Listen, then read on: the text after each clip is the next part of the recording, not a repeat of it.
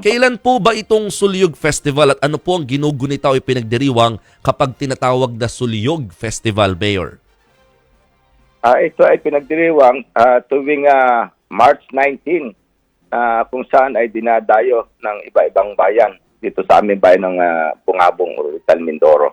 Oo, San Jose pala, March 19, no? Mhm.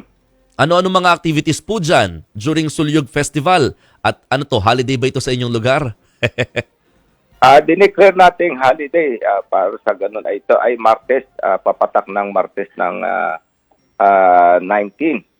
Kaya nag-imbita kami sa mga kababayan sa iba-ibang lugar para masilayan yung sinasabi naming Sulyog Festival na kung saan ay dinadayo ng iba-ibang bayan. No? Mhm. At meron din kami mga kayak dito. Yung aming Sukol River ay aming pinaganda na kung saan ay dinadayo ng iba-ibang din bayan na gabi-gabi ay siguro 1,000 tao ang pumupunta dito. Wow! 1,000 tao ang pumupunta dito sa aming bayan. Ang ganda nga ng bridge nyo, Mayor. Pinapakita namin sa video yung bridge. Talagang napakaliwanag. Saka talagang mukhang binabalik nyo po yung tourism. Bagay na naapektuhan po nung nakaraang oil spill. Tama ho ba? Hindi naman gaano kami naapektuhan ng oil spill. Hindi naman gaano nakarating dito ang may ilang lugar. Hindi katulad sa Pola. Oo. Kung saan,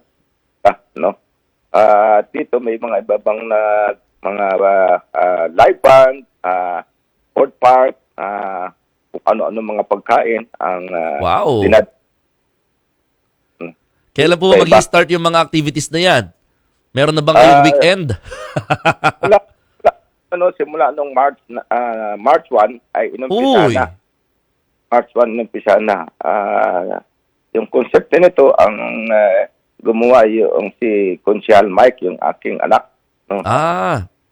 Hindi ko akalain na magkiklik at dadayuhin ng mga tao. Oo, may pa-food park ka pa pala. Ayan, no? At saka parang may yung kayak, mukhang click na click. Pero, sir, ito, syempre, tanong lang po, concern ng ilan, baka maging problema yung heat stroke sa mga activities, lalo mainit talaga sa province ninyo. Gaano po ba katindi ang epekto nito sa inyong bayan so far ng matinding init? Pinagpala kami ng Diyos at hindi gaano kaming mainit sa gabi, umuulan. Mga dito sa amin. Sa ngayon nga ay makulimlim ngayon dito sa amin. Hindi kami gaano nga apektuhan itong El Nino. Pero syempre, si Mayor Elgin po mga kapatid, ang siyang pangulo rin po ng League of Municipalities of the Philippines Oriental Mindoro Chapter. Samantalahin ko na po yung pagkakataon, Mayor. Ilang bayan po kasi sa Oriental Mindoro ang nagdeklara na nga po ng state of calamity, particularly Bulalakaw dahil sa El Nino. If ever, yung ibang bayan, ano po ba ang dito? Paghahanda lamang, sir? Dalawang bayan lang yung karatig ng Occidental Mindoro. Ang Bulalakaw at saka Mansalay. Sila yung malapit sa Occidental Mindoro. Yun lang po dalawa ang nakararanas po ng matinding epekto ng El Nino. Dito naman sa norte, dito sa bandang ay wala namang hindi kami nakakaranas at dahil umuulan nga sa gabi. Pero paano pong tulong ba ng mga, syempre ng iba't ibang bayan, paano lang po nyo ito tinutugunan, itong ganitong klaseng kondisyon, sir? Wala namang sa aming epekto. Ngayon sa amin ay yung ESF pa, tulad ng Kalapan, Nauhan. Yan pa, ESF, no? Hindi naman gano'n naka-apekto sa amin. Siyempre, naghahanda rin kami.